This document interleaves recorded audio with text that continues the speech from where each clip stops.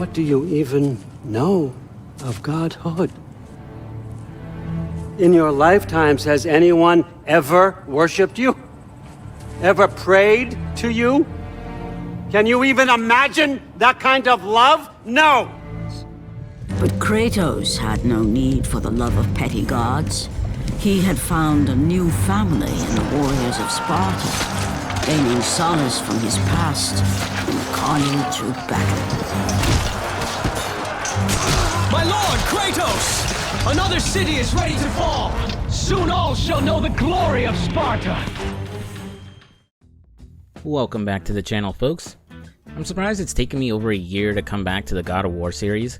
When I did my video on the first game, I sorta expected I would get through all the games set in the Greek saga, and be tackling the reboot about now. I intentionally avoid covering multiple games in a series, one after the other, partially so I don't get bored playing similar games back to back for weeks on end, and also because I know that not all of you are going to be into every game I cover, so I don't want to make those not interested in one series feel like they've got nothing to watch for a while. Still, I had originally planned to cover a God of War game every few months, but like always, plans change and I don't stick to my schedules like I should. A problem that I'll probably never fix. Either way, we're back to God of War. Ever since I beat Ragnarok, I've found myself thinking more and more about the original Greek saga, partially because I really like Greek as a setting, which is probably why Hercules is my favorite Disney movie. And the setting isn't something you see often in games outside of Hades, I guess. Though that's got its own approach to Greek mythology. Solid game though. I've been playing Hades 2 in early access and it's seriously good too. I've also missed the original series level and gameplay design, which still feels fresh compared to the Norse saga's third-person, over-the-shoulder combat, with semi-open world exploration. I'm not here to start a debate on which saga is better. Both have their merits and faults, but I still find the original God of War series my preferred take on the Ghost of Sparta.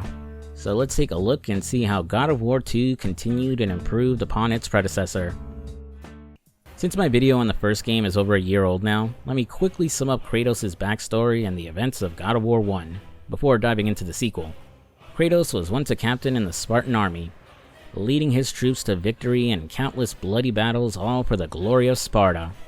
That was until they went up against a massive barbarian horde, who absolutely decimated the Spartans. Kratos, on the verge of complete defeat, and about to be killed by the barbarian king, pulls an absolute bitch move to save himself. He calls out to the heavens, begging for aid from the god of war Ares, and pledging his servitude to him in exchange for killing his enemies. Ares agrees, stepping in to turn the tide of battle and bestowing upon Kratos his iconic Blades of Chaos. Now spreading the name of Ares across the land, Kratos would lead his armies to ravage cities that refused to bow down to the God of War. This campaign would come to a tragic end for Kratos when attacking a random village, as he gets tricked into killing his wife and daughter by Ares. The God of War wanted to mold him into a perfect weapon by removing his last attachments to his humanity, his family. Devastated by what he had done, Kratos would be cursed to have the ashes of his family bound to his skin, to serve as an eternal reminder of his crime. And from that day forward, he would be known as the Ghost of Sparta. Overwhelmed with guilt for what he had done, Kratos would turn to wine and women for the smallest amount of relief, but to no avail. Abandoning his ties to Ares, Kratos would serve the other gods of Olympus instead, in the hopes of receiving redemption for his actions. After a decade of servitude, the gods are ready to forgive his crimes after one last job, killing Ares. The God of War turned his back on Olympus, and led a campaign to destroy Athens, the city that worships his sister Athena. Since Zeus ruled that the gods can't fight each other, Athena needs Kratos to take out her asshole brother. And since killing a god is no easy task, the Ghost of Sparta would go on a journey to look for Pandora's box, which housed the power he could use to kill Ares. Receiving the help of the other gods along the way, Kratos would eventually find the box, unleash its power to grow to kaiju proportions, and finally get revenge on the God of War. I was trying to make you a great warrior. You succeeded. For a job well done, Athena and Olympus come through and forgive Kratos for murdering his family. Unfortunately, they can't remove the pain and guilt he feels from what he did. Feeling betrayed by the gods yet again, and unable to go on, Kratos would attempt to end it all. However, the gods still weren't done with him, and they made him an offer: take Ares' place and become the new god of war. And from that point forward, throughout the rest of time, whenever men rode forth to battle for good cause or for evil, they did so under the watchful eye of the man who had defeated a god. They were driven forward by Kratos, the mortal who had become the new god of war. God of War 2 slightly retcons the end of the original game, as the closing cutscene implied that Kratos would serve as god of war well up into modern day, which isn't exactly the case, as we're about to find out. Taking place several years after the end of the last game, Kratos hasn't been making many friends on Mount Olympus. Still holding on to his resentment and hatred for being used by the gods, he's thrown himself into his new job as god of war. The Spartan warriors Kratos once led and served with have been carving a campaign of carnage across the land, fighting in his honor. Seeing them as family, they offer a small measure of escape from his past, and Kratos is all too happy to support them. However, the other gods of Olympus aren't too keen with all the war he's causing, even though that's his job, with Athena warning him he needs to dial it back before it's too late. I know they're trying to make a parallel with how Ares did the exact same thing last game, which is what ultimately led to his death, but how did Athena not see this coming? Kratos is a Spartan warrior. War is his whole culture. Dialing it back isn't something Sparta is known for. Add in the fact the gods screwed over Kratos and basically forced him to take this job, him turning out like Ares seemed inevitable. Kratos should be fine though. After all, Zeus ruled that the gods aren't allowed to fight each other, right? Hopping off Mount Olympus, Kratos shoots on down to Rhodes to help the boys finish the fight and secure the victory royale. Disappointingly, we don't get to play as a giant Kratos smashing through the city of Rhodes like a monster in Angel Grove on Power Rangers, as he gets zapped by an eagle who siphons off some of his godly power, using said power to animate the Colossus of Rhodes, while also shrinking Kratos down to mortal size. Assuming Athena is behind these shenanigans, you now have to destroy Rhodes at regular size. Despite the huge nerf he just took, Kratos is still fairly powered up during this section, with his health, magic, and blades all maxed out. He only has one magic ability from the last game though, the Rage of Poseidon, an AoE attack that has Kratos rain down lightning in a circle around him to stun and damage enemies. From a surface look, the combat in God of War 2 doesn't seem all too different from its predecessor. You have your light and heavy attacks which you can alternate between for different combos. The different combos will have you pull off fancy moves that can stagger enemies, launch them up into the air to be juggled or break through the fence. You can grapple and throw some enemies, block incoming attacks or projectiles, and roll out of the way to dodge enemies. While it certainly looks the same, dig a little deeper and you'll see that quite a few things have been changed under the hood. In the first game, while your flashier combo moves could be punishing, they left you wide open to attack if you didn't nail the timing on an enemy. So depending on which enemies and how many you were fighting, it was easy to get hit mid-combo. Due to the extra skill and patience needed to use some of those attacks effectively, it was often better to play it safe by using basic attacks, or the Plume of Prometheus for most encounters. You know the old meme, just smash square, square, triangle. The combo simplicity made it easy to cancel out of, in order to block or dodge an incoming attack, and because it did a decent amount of damage, it was easy to end up spamming the attack all game. Here in God of War 2, the various moves have been tweaked to be more effective, and suited for different situations. For example, the Cyclone of Chaos, where Kratos spins his blades around himself, works much better now for crowd control and taking out multiple weaker enemies at once. The Rage of the Furies, with its smaller range of attack but faster and frantic stabbing, is better suited for fights against a single enemy, and is great at juggling an enemy up into the air too to keep the combo going. These changes are enough where you can get more creative and can experiment with your moves during encounters. Add in the changes that make blocking and parrying more viable, along with the ability to attack immediately after dodging, and the overall combat flow feels much better in this game. Enemies have also received some changes that help improve the combat experience. In God of War 1, fighting certain enemies could feel like a slog, as some would be tanky hit sponges that took forever to take down. Some would block most of your combos, and you'd be forced to wait for them to open themselves up, and others would have a gimmick to them that made them annoying to kill. Here, the tankier enemies don't have as much health. The improved block and parry make it easier to bait out and counter attacks from more defensive enemies, and the gimmicky enemies are basically gone. There's also new magic abilities and weapons in your toolkit that are much more effective in dealing with large groups of enemies, but I'll talk about those as they're unlocked throughout this playthrough. I'd say the one drawback to all these improvements is that God of War 2 does end up being a lot easier compared to the first game, at least on normal mode. Of course, that didn't stop me from dying plenty of times from a badly timed jump into a bottomless pit or instant death swamp. During this opening section in Rhodes, Kratos won't have much trouble with all the soldiers running around.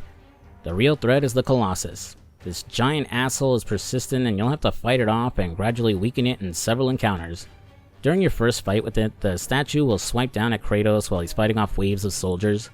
Nothing too tricky, just dodge its attacks and hit its arm when it's in range, eventually stunning it after doing enough damage. Then hop into this conveniently placed crossbow to launch yourself at it, and go through the QTE for some big damage. After taking out one of the statue's eyes, the resulting explosion will send Kratos flying across the city, and you'll crash into an empty bathhouse. Well, it's not quite empty. Hi there. Ah, the good old sex minigame. I said this in the first video, but I have zero problems with their inclusion in the original series. They were just one-off encounters in each game that you weren't forced to do, but would give you a bunch of red orbs if you did. So they weren't completely pointless. And you know what? I'm gonna say it. I like them, and they should bring them back. I will not apologize for who I am. I will not apologize for what I need. I will not apologize for what I want!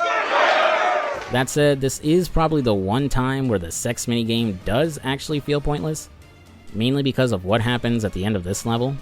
Moving through some buildings, Kratos will make it back outside for another encounter with the Colossus, and woof, my performance against this thing was pretty embarrassing, I'm not gonna lie.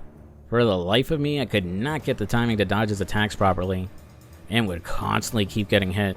I think my problem was I was mainly trying to jump to avoid his attacks, when I should have been rolling out of the way instead. Thankfully, this was the only boss encounter where I struggled due to my own incompetence, so my future boss fights aren't as embarrassing to watch, or my gameplay in general like in the first game. After carving up the Colossus some more, it'll fling Kratos across the city again. Moving through the area and taking out more soldiers, the God of War is offered some unexpected help when he makes it outside again. Kratos. I do not need your help, Zeus. I can take down this beast. I offer you more than help, Kratos. I offer you power. I offer you the Blade of Olympus. It was this blade that ended the Great War and defeated the Titans. Drain your godly powers into the sword, Kratos. Only then will you reach your full potential. Why do you aid me now? Nothing suspicious about this at all.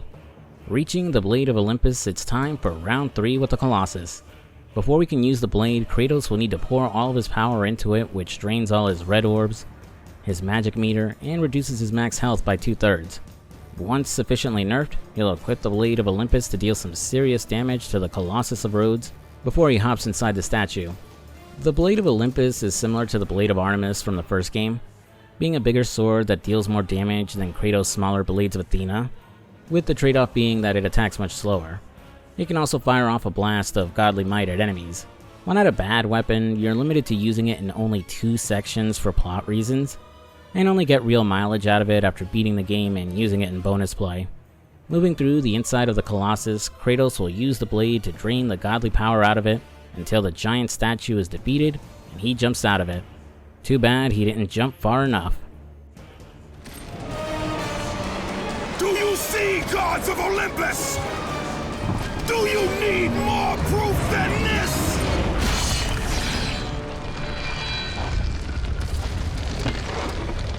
Man, there's just something so funny about Kratos catching such a massive L because of Looney Tunes shenanigans like that. And to rub a little more salt in the wound, the narrator outright states how much Kratos just humiliated himself in front of his troops. Now completely mortal, Kratos is on the brink of death as he desperately tries to drag himself to the Blade of Olympus. He doesn't get far until that eagle from before returns, and gadzooks, it was Zeus all along. Having grown fed up with Kratos' bullshit and that Athena wouldn't do something about it, the old man stepped up himself to take him out. Guess that rule about the gods fighting each other isn't in play anymore. That or they couldn't find another sap to trick into doing their dirty work. Zeus gives Kratos one last chance to submit, and promise he'll obey the god of lightning. But naturally, he refuses. Kicking the ghost of Sparta's ass, Zeus drives the blade of Olympus through him and fatally injures Kratos. While it's not fully revealed until much later, Zeus does end up explaining a bit of his motives for stepping in to take out the new god of war. Everything you have ever known, Kratos, will now suffer because of your sacrilege. You will never be the ruler of Olympus. The cycle ends here.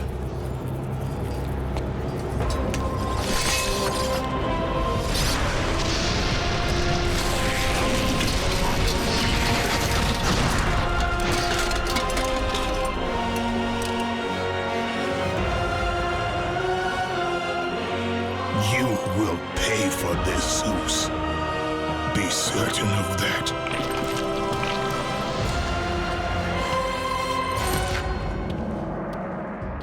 Dead and being dragged down into Hades, Kratos isn't finished yet, as he'll receive help from the most unlikeliest of sources, the narrator. Kratos was destined to bring about change so severe that it would shake the very pillars of Mount Olympus. His death was something that I could not allow. I always forget how this was meant to be a big reveal back in the day. Since the narrator was never named or established as an in-game character in the first God of War, most would have assumed she existed to give exposition and to help move the story along.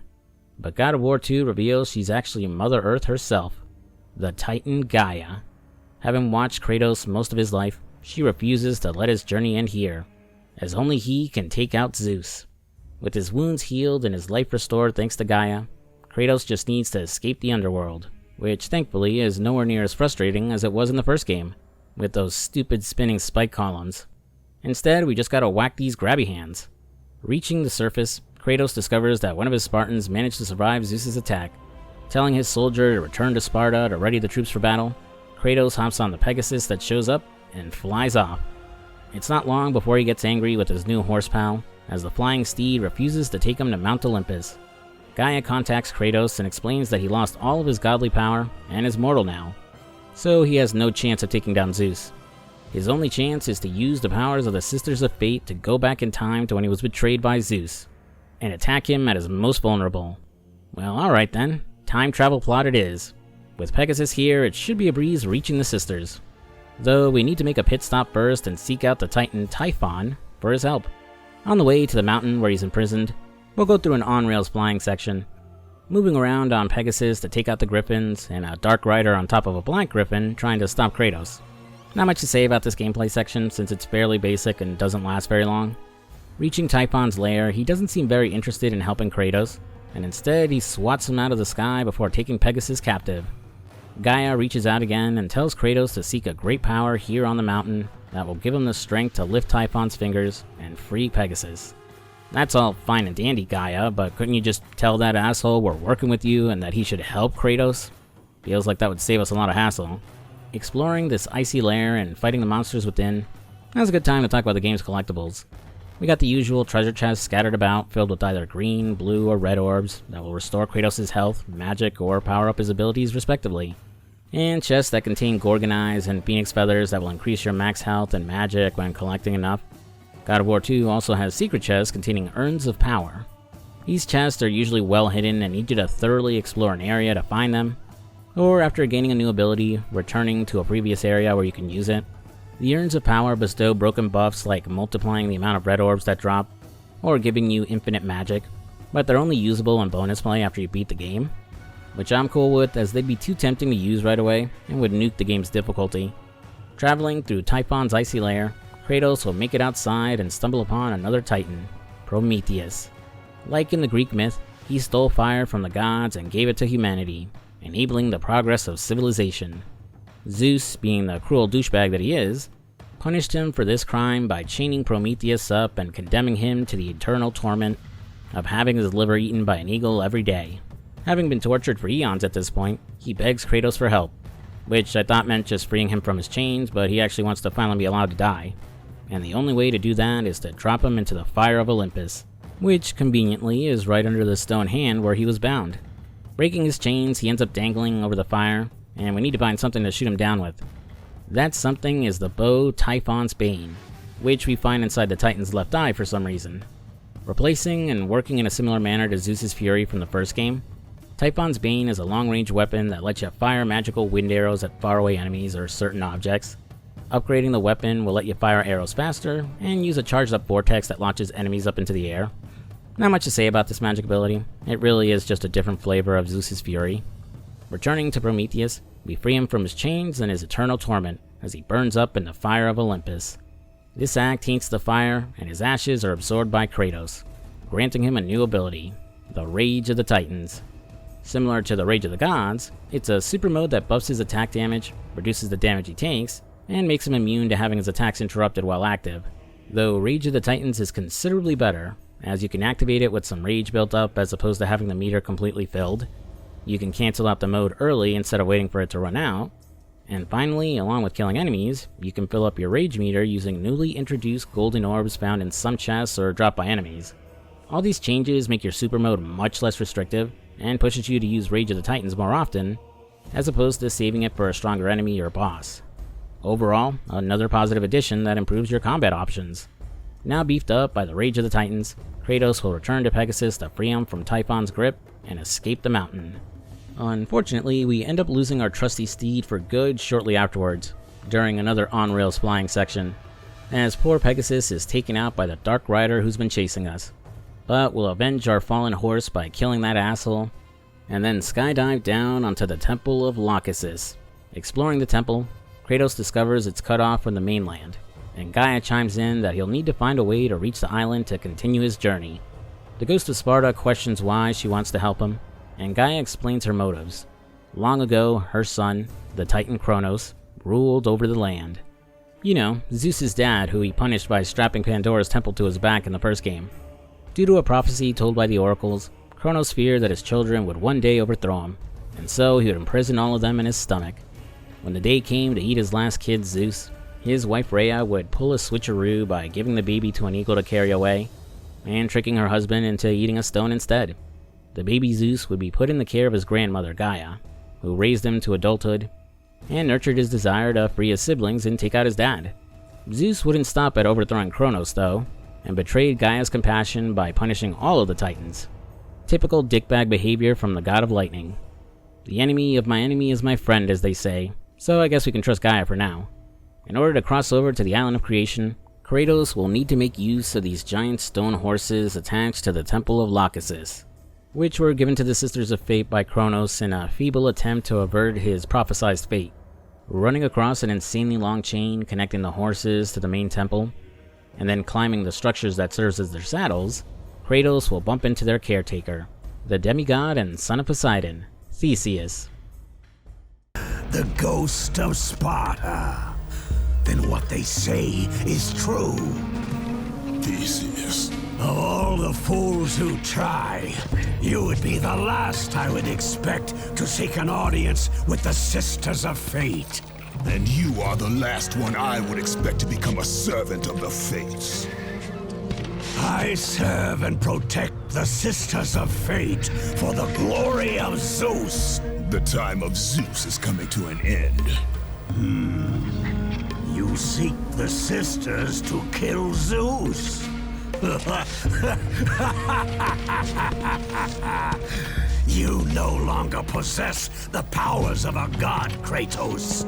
I doubt you're capable of killing me, let alone the king of Olympus. Let me pass, and I will let you live, old man. I do not think that is your choice to make. Time for a boss battle. Unlike the Colossus of Rhodes, I had a much better performance against Theseus. His double-bladed sword has some decent reach, but his swings are rather slow and easy to guard against. When he charges up his weapon and pierces the ground, he'll summon ice spikes, but again, they're easy to avoid. Theseus is a little tougher during his second phase, as he'll run up the doorway and summon some minotaurs to fight Kratos.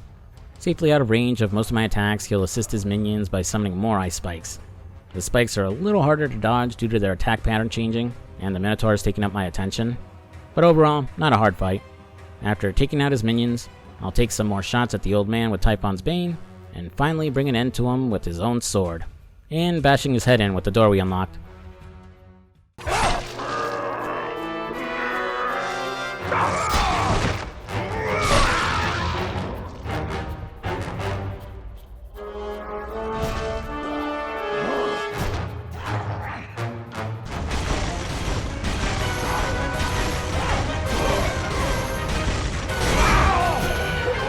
Let the rage of the Titans fuel your blades, Kratos. Disappointingly, we don't hold on to his badass ice summoning sword, and all we get for killing the King of Athens is a key to open the doorways on the horses. Bummer. Running around and opening the doorways, we'll be visited by the spirit of Kronos. Unlike that dick Typhon, he knows that Kratos is on the side of the Titans, and gives him the last of his magical power to aid in his journey, unlocking Kronos' Rage. Replacing Poseidon's Rage, Kronos' Rage lets Kratos drop balls of lightning that will damage and stun enemies in range, letting you chain up to 3 balls of lightning together, and when fully upgraded, they'll all explode for more damage. While Poseidon's Rage was no slouch and a solid AoE attack, it was held back a bit since Kratos was locked in place while using it. Kronos' Rage, on the other hand, lets you move around and continue attack with your weapons while the move is active, letting you deal even more damage when attacking enemies. Honestly, outside of the magic cost, there really isn't a downside to spamming it when you can in encounters. It's so damn effective. Running to the front of the horses, Kratos will have to do 4 time puzzles to unlock those things around their eyes. What the hell are they called? Let's see. Blinkers. Sometimes called blinders. Okay, yeah, those things. Once all their blinders are removed, Kratos will pull a lever that moves the platform he's standing on, shifting it in between the horses, and then he whips them into moving, pulling on the large chains running from the mainland. This will push the Temple of Lahkesis into the cliffside and connect it to the island. Ascending the cliffside, Kratos will enter a new area with a giant statue of one of the Fates, and after running around down below doing some puzzle solving, he'll get his hands on the Amulet of the Fates, which can be used around glowing green Fate statues in order to slow down time. With the amulet's help, Kratos will be able to hop on the big statue's hands, and Lahkesis will now speak through it.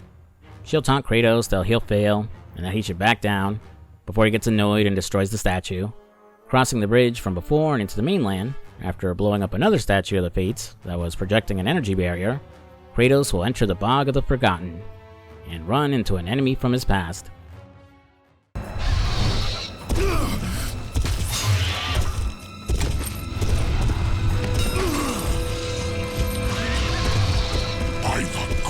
It is true. I have fought my way through the guardians of Hades and crawled my way out of the fires of torment to change my fate. And for my efforts, the sisters shine their light upon me, delivering the very object of my vengeance, Kratos. The servant of Ares. Do you remember that day, Spartan? I will never forget that day. And here I thought only Kratos was capable of escaping Hades. Cue a boss battle. The barbarian king starts the fight riding on top of his horse, circling the arena as he fires off some shots from his bow, occasionally swinging his massive hammer or flinging one of his ghosts at Kratos. After doing enough damage and putting down his horse, he'll use those ghosts to summon minions from the underworld to help him, which includes our old friend the ship captain from the first game. No! Not you again! The Barbarian King will mostly stick to swinging his hammer around during this phase, while occasionally stomping the ground to fire an energy wave. Killing his summons and doing enough damage to him, he'll absorb those spirits into himself to grow in size for the final stage of the fight. But after enough damage, he'll go down when Kratos takes his hammer and bashes his head in. Another fun, if easy fight. We now unlock the Barbarian's Hammer as our first sub-weapon. Despite how powerful it is, it can be unwieldy to use due to its slower swings, and because you can't dodge while using it. That's because flicking the right stick will instead fire a spirit at enemies, and when fully upgraded can fire a Legion of Spirits similar to the Army of Hades spell from the first game. Despite the drawback of not being able to roll, the hammer is still pretty solid, as it can take out weaker enemies in a few slams, with the bonus of gold orbs dropping off them too to fuel your Rage of the Titans. Proceeding further into the bog, we'll reach the entrance to the Temple of Euryale, one of the Gorgons and the sister of Medusa. Since the entrance is booby-trapped to turn you to stone with its I-beams, we need to figure out a way past it. After taking a long detour around the outside of the temple, we'll eventually run into Jason and the Argonauts. Well, technically we run into one Argonaut, who begs us to help Jason, who's getting mauled to death by a Cerberus at the moment, though the path to him is blocked, so we need to break this giant rock grinder thing somehow. Oh, I know. Maybe we can jam the machinery with something. Like with this Argonaut, for example.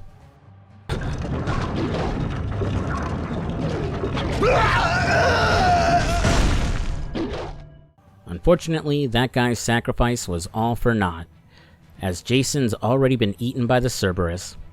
Damn, he would have been a cool boss fight. Oh well. Taking out the giant mutt, Kratos will retrieve the golden fleece from its stomach. The fleece will let us absorb an enemy's attack when doing a perfect parry, and then counterattack with a smash of energy. More importantly, it can be used to deflect projectiles, which includes the petrification beam of the Gorgons. Though unlike every other attack which just needs you to press square after doing a perfect parry to reflect the attack, for Gorgons you have to press a random QTE button instead. I get why, since deflecting their beams instantly turns all enemies around you to stone, so it can be pretty OP if pulled off consistently.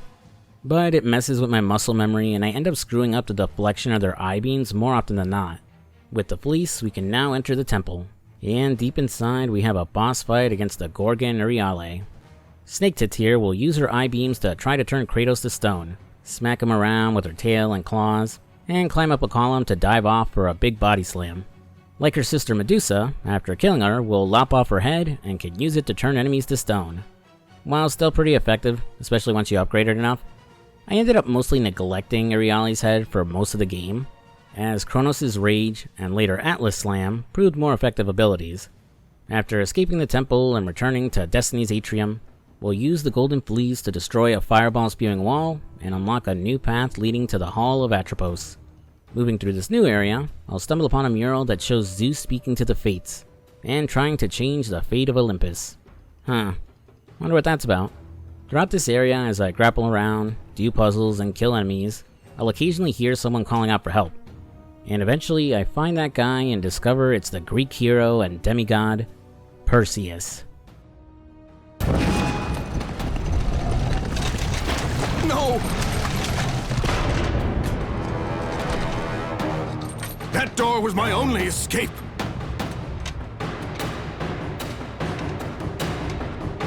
I have faced test after test in search of the sisters. And now you have dashed it all away! You certainly do not live up to your reputation, Ghost of Sparta. Fun fact, Perseus here is played by Harry Hamlin, who played the character in the 1981 Clash of the Titans movie. Unlike his movie counterpart, this Perseus failed to save his beloved Andromeda, and has come seeking the sisters in order to undo her fate. Too bad for him, he's just boss fodder for Kratos. And a rather easy one too. His gimmick of turning invisible isn't all that impressive, as the large range of Kratos' blades make it easy to hit Perseus, even if you aren't following his steps in the water. His other notable move, where he uses his shield to create a blinding light that stuns you, isn't very impressive either, and is easy to break out of. So it's no surprise Kratos makes short work of him. Killing Perseus will give us his shield, but it's not a new weapon and just a key item we attach to a statue to destroy another set of I-beams from a bigger Fate statue. Proceeding ahead, we'll stumble upon the corpse of the Dark Griffin we killed way back when we lost Pegasus. Pulling its master's weapon from its body, Kratos gains a new weapon, the Spear of Destiny. The spear has some good range and is able to sweep around you to damage multiple opponents, and it's pretty good at juggling enemies in the air. And it can also fire projectiles and drop an exploding crystal when upgraded. A good weapon if you can learn to use it properly, though I ended up mostly sticking to the Barbarian's Hammer as my preferred sub-weapon. After traveling for a while, Kratos will reach the Great Chasm, with the Palace of the Fates sitting at the opposite end. Unfortunately, the bridge there is out, and he's unable to cross. That is until we bump into yet another random Greek figure, Icarus. I didn't know this, but apparently Icarus already died like he did in the myth. You know, he flew too close to the sun, causing his wax wings to melt, and dooming him to fall to his death. This explains his demeanor, as his time in the underworld has driven him crazy, and so he spent who knows how much time crafting his wings to escape. It also explains why he wants to speak with the Sisters of Fate, in order to undo his original death. However, Icarus made the stupid mistake of picking a fight with Kratos, and after a short QTE fight where they plummet down into the underworld, will send his ass back to the afterlife and take his wings. Icarus's wings allow Kratos to glide for a short distance after a double jump, and to soar up high when jumping over jets of air. While we got the wings, we're now stuck down below as the Titan Atlas blocked the only way out. After a long section doing some platforming, ascending up the Titan's body, and through his body, Kratos will cut his chains and move the hand blocking the way out. After noticing what's happening, Atlas and Kratos will have a chat, and the two apparently have some history together. Who breaks my chains of torment?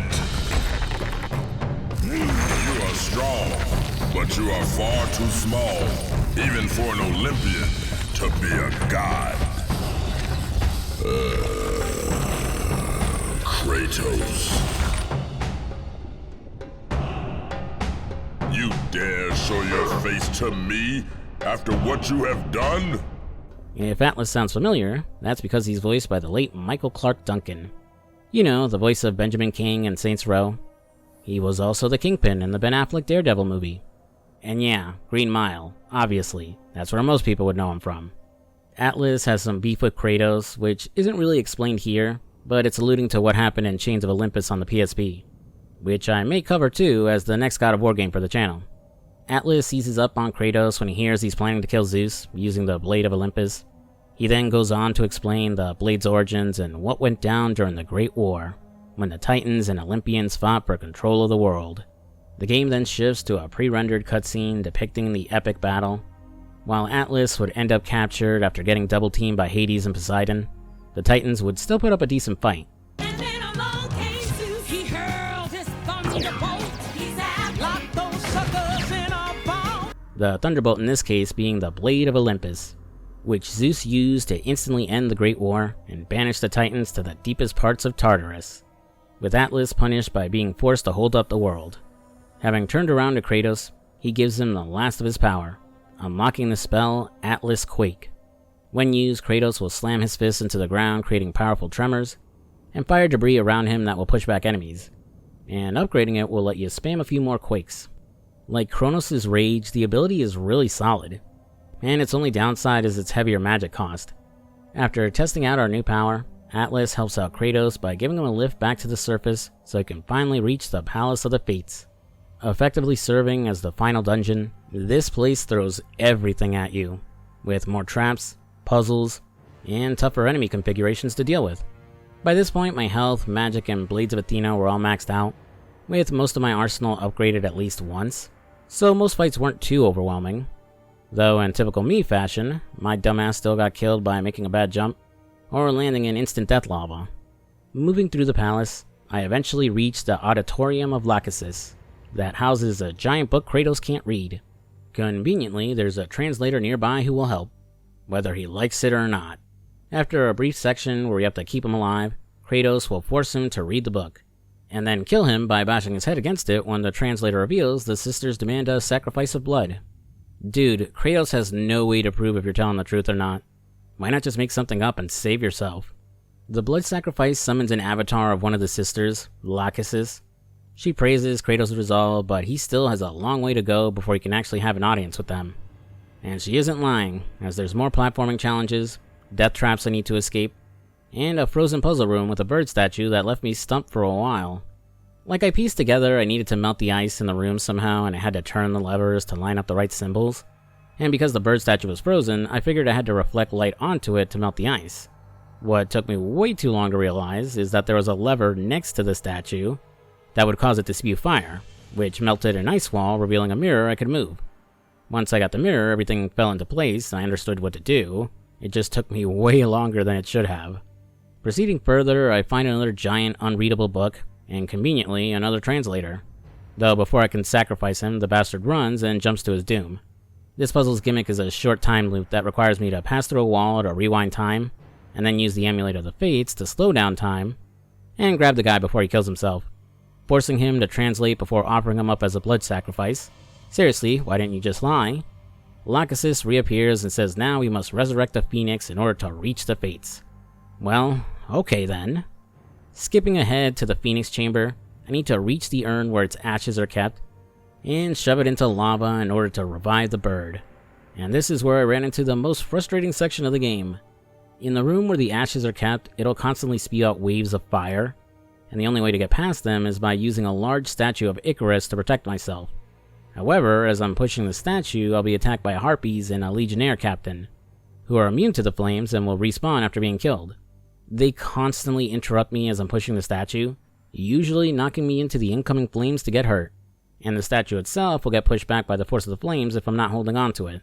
The overall goal is to get to the other end of the room and place the statue on one of the buttons there, while I step on the other in order to grapple over to the ashes. However, to reach the buttons with the statue, I first have to pull a lever on the way there that lowers the path blocking the way. It is a slow and brutal process that constantly needs me to stop to avoid enemies, or shoo them away so I can continue my progress. And to make it tougher, 2 more legionnaire captains will spawn to attack me after I pull the lever. It took me so many tries until I finally pulled it off, and had me spamming Kronos' rage in order to stun the enemies and let me push the statue. In retrospect, I probably could have made things easier if I had bothered to upgrade Euryale's head to use the Gorgon Flash to instantly petrify enemies. But after 20 minutes and multiple attempts, I finally reached the ashes and then pushed that shit into the lava.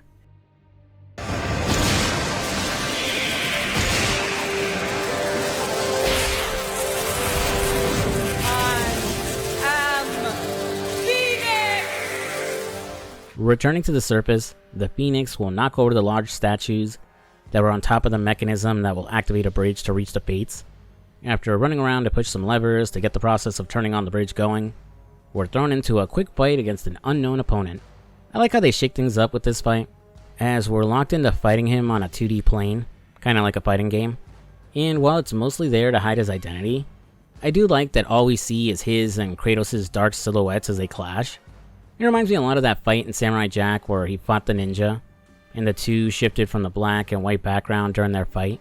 The stranger isn't too hard, and I took him out rather fast by using the golden fleece to deflect all his attacks. Once he's finished though, we're given a shocking revelation. We've been fighting that warrior we sent back to Sparta this entire time. He explains he did what he was told and returned home to prepare the remaining Spartans for battle, but that dickbag Zeus, after killing Kratos, showed up and destroyed Sparta. Now, the only survivor, the last Spartan, traveled to the Temple of the Fates to try and undo what happened to their city, until we accidentally killed him. Still, he has faith in Kratos, that he and the rest of their Spartan brothers will live on through him, the true god of war. Zeus! Is this how you face me, coward? I am through doing the bidding of the gods! Come down here and face me now, Zeus!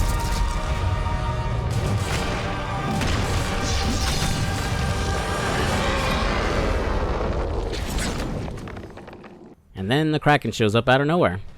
So I've been waiting for the right time to address this, but God of War 2 just kinda haphazardly throws in mythological figures and creatures into its story for boss battles. The first game had a rather small cast, with Kratos only really interacting with the gods, the Oracle of Athens, and Ares, with enemies all made up of mythological monsters or undead legionnaires. Here we got him bumping into Prometheus, who is conveniently chained up on the same mountain that Typhon is trapped in. I'm willing to let that one slide though, since he is technically a Titan. But then later we got Theseus, Perseus, Jason and the Argonauts, and Icarus. While technically his own character, Ulrich the Barbarian King, showing up seems weird too. Their flimsy excuses for being there is that they all want to see the sisters too, and the ones who previously died just managed to claw their way out of Hades like Kratos did. Honestly, it doesn't really bother me all that much. It just felt like the developers wanted to throw in more mythological Greek figures into the game for Kratos to bump into, but didn't really do enough to justify them being there. It would have worked better if this game spanned all of Greece, and we bumped into them along the journey, as opposed to everyone deciding to visit this isolated and difficult to reach island all at once. The Kraken doesn't have any build-up either, and nothing really foreshadows that it's here before it pops up. I've read theories that the Phoenix knocking over the statue is what woke it up, as you can hear splashing after it knocks him into the water. Still, a brief little scene of an eye in the water would have made that make way more sense. Also random, but does anyone else think the last Spartan should have been the Atreus that Kratos named his son after? Like, I thought that's where they were going during that scene at the end of God of War 2018, but instead it was some guy we never saw appear in the games. Like, yeah, we wouldn't get the same sappy speech about how he was such a great guy who smiled a lot before dying in battle, but I think it would have been a nice way to connect the old games with the new one. That, or if Kratos named Atreus Deimos instead. So I'm going to skip over the Kraken fight, but Kratos will get a buff to the Rage of the Titans that increases his damage, and then after kicking its ass, he'll activate the bridge to finish it off. Kratos will then hop onto the Phoenix, and the Firebird will drop him off at the Temple of the Fates. Man, was the Phoenix only thrown in to give Kratos a ride? Well, whatever. It's finally time to speak to the Sisters of Fate. Your resolve is admirable, even if it is misguided. None can change their destiny, Kratos. We sisters determine the fate of all. It was I who deemed that the Titans lose the Great War, and I who have allowed you to come this far. It is not your destiny to kill Zeus. You no longer control my destiny. I see Gaia has filled you with her lies. I have warned you. Let me pass. You have always amused us, Kratos. But know this, mortal. There is no power greater than the Sisters of Fate. If you challenge us, you will die. Unsurprisingly, the sisters aren't going to just let Kratos do what he wants. Cue a boss fight. We'll first face off against Lahkesis, who floats around the arena attacking with her staff, throwing projectiles and occasionally flying up to try and smash into Kratos. Her projectiles can be deflected back at her to stun her, though later in the fight deflecting it will cause her to deflect it back, and you can take turns passing it back and forth. Kinda like the fight with Ganondorf in Ocarina of Time. And after doing enough damage to her, Lahkesis will occasionally start electrifying the floor, requiring you to hop from grappling points till the effect wears off. Once it seems like Kratos has her beat, she'll summon the help of her sister Atropos, who drags the ghost of Sparta through a mirror and into the past, taking him back to the moment where he was fighting Ares in Athens. Planning to wipe him from the timeline, Atropos will try to destroy the giant sword Kratos used to kill Ares and prevent his victory. She'll mostly stay in the background, using her powers to damage the sword while you're fighting the enemy she spawns. The only way to hurt Atropos is by deflecting her attacks back at her, or attacking her when she gets in range. This trip into the past made me realize they could have used it as a way to justify the Barbarian King showing up, like the sisters pulling him out of the mirror, or sending you to the moment where he almost killed Kratos. It would have also been a good way to include the Fates more in the plot, as you only really talk to Lahkesis a few times before we meet them face to face. Beating Atropos, we're sent back to the present, and we'll fight both sisters at once. Lahkesis mostly fights the same as before, just more aggressive, while Atropos will pop out of mirrors in the room to fire projectiles and energy attacks. Dealing enough damage to Lahkesis will stun her and allow the use of the Amulet of the Fates to slow down time, which makes it easier to run up to Atropos and wail on her. Damaging her enough will destroy the mirror she's in, and she's forced to hop into another. The fight comes to an end with Kratos tossing Lahkesis into the same mirror as Atropos, before shattering it and killing them. Or trapping them in the past, I'm not quite sure. We're still not done with the Sisters of Fate though, as after a long and brutal enemy gauntlet, we still got one last sister to deal with, Clotho. And unlike the Greek myth where she's described as the most beautiful of the sisters, here Clotho ends up looking more like the Postal Dude's wife in the DLC for Postal 2, Apocalypse Weekend. Also, her giant tits are out throughout the entire fight, which is just going to be a nightmare to censor around. She's also more of a puzzle boss, as you have to ascend the Loom Chamber by activating switches and pinning her arms with spears. And once you reach the top, you need to attack Clotho enough to stun her, and give you time to hoist up a large spear to the top floor, and finally shove it into her head to kill her. Using the loom, Kratos will take us back to the past, to play the shitty games that suck ass, and to get revenge on Zeus.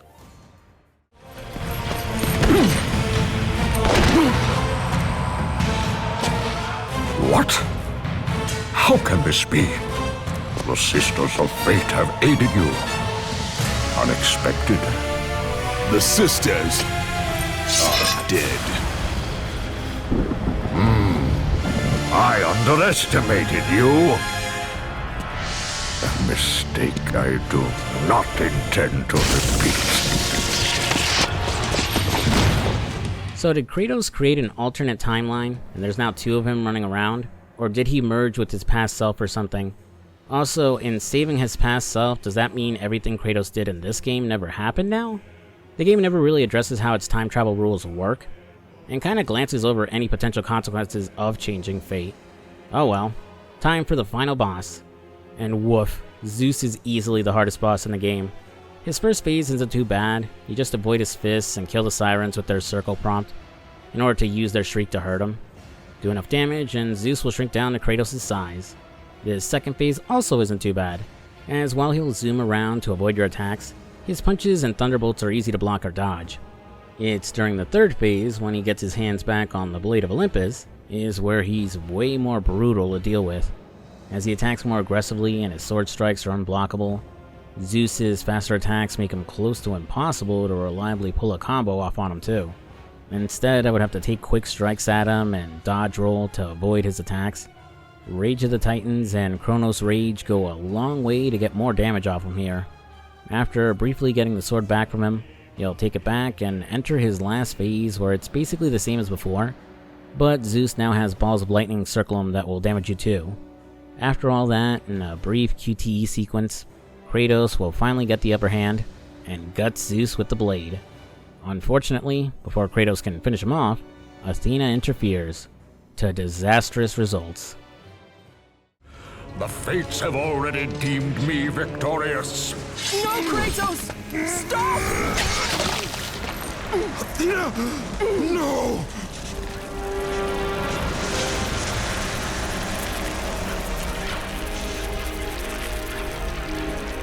Why do you sacrifice yourself? To save Olympus. I do not seek to destroy Olympus, only Zeus. Zeus is Olympus. He brought this to himself. Because of fear, Kratos. A fear felt by his father, Kronos. A fear that wrought the Great War. A fear that drove Zeus to kill you. His own son. His son? I gotta say, the game did a solid job foreshadowing this reveal. Zeus outright says Kratos will never rule Olympus when he killed him at the beginning of the game. And while it's easy to ignore, he does address him as my son, too. Throw in the story of Kronos fearing his children would overthrow him when the Titans were in charge, and that one mural depicting Zeus speaking to the sisters to avoid some unknown fate, and it really all ties together well. Honestly, Zeus succumbing to the same paranoia of his kids taking him out, just like his father Kronos before him, would have worked so well as his main motivation. It's too bad the whole mess with Pandora's box needlessly yucks it up in the next game, but I'll get into that in God of War 3. Still having access to the Loom of Fate, and having accidentally killed his sister, Kratos decides to walk away from it all, going back in time to save his family and be with them instead. Just kidding, he goes back all the way in time to the Great War, undoing the fate of the Titans and bringing them to the present to take down the gods of Olympus.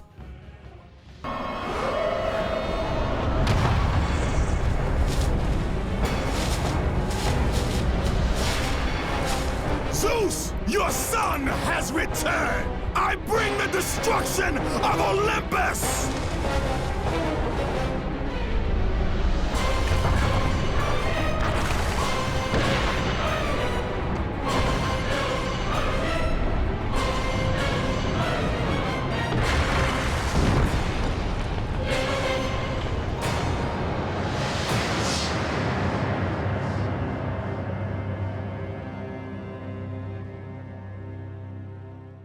And that was God of War 2. Beating the game on different difficulties will unlock costumes for Kratos to use in bonus play, like the God of War, or make him look like his sister Athena, though she still uses Kratos' voice when you're playing as her, and it's just unsettling. So, what did I think of God of War 2? The game was an incredible sequel, and it still holds up today. It improved on the level design and made the combat flow much better, removing some of the sluggishness and repetitiveness from the first game's encounters. I'd say the story is a bit of a step down, mainly as the Sisters of Fate technically serve as the villains for most of the game, but have very little presence in it. That, we mostly deal with Lahkesis throughout the game, and her other two sisters only show up at the end, Otherwise, I don't really have many complaints that wouldn't feel like nitpicks. The game does feel like less of its own standalone story, and more like it exists to set up God of War 3, but that doesn't really detract from the experience for me. Overall, God of War 2 was an excellent experience. It improved on the foundation set by the original, and served as a fitting swan song for the PS2 since the PS3 was already out by this point. I'm excited to finally finish covering the original console trilogy for the channel, but I'll probably make a small detour first to cover the PSP God of War games. And that's the video. Thanks for watching, and thanks to my $5 members and patrons whose names are up on the screen right now. And special thanks to my $10 members and patrons, including Chicken D. David, Miles Garrett, Primary, and Skillfuse. If you're interested in becoming a channel member or a patron of my Patreon, you can support me for as low as $3 a month, which will give you early access to future videos and to uncut versions of videos too. As more members join, I plan to do members-only polls in order to vote on what games to cover and eventually exclusive videos too. I'm trying to cut down on my reliance on YouTube ad revenue and sponsorships, so any help you can provide is greatly appreciated. Assuming I haven't done it by the time this video goes live, I'm still deciding on a day to live stream, so keep a lookout for an announcement in the community notes, or turn on notifications for my channel to know when I go live. It'll be a nice chill stream where I start a new run of GTA 4 and just chat with you guys, and if it goes well, I'll try to do it more often. I'm going to keep things shorter for my outro this time, but thanks again for watching, guys. If you enjoyed my video, be sure to give it a like and comment down below. Did you like God of War 2? Which is your favorite God of War game? And do you prefer the Greek or the Norse saga? Tell me your thoughts down below. I'm hoping to reach 100k subs by the end of the year, so if you're new to the channel, I'd love your support and if you subscribed. Check out the recommended video here at the end, or the playlist of my GTA videos. I'm FuzzySlippers, and I'll see you later. Peace.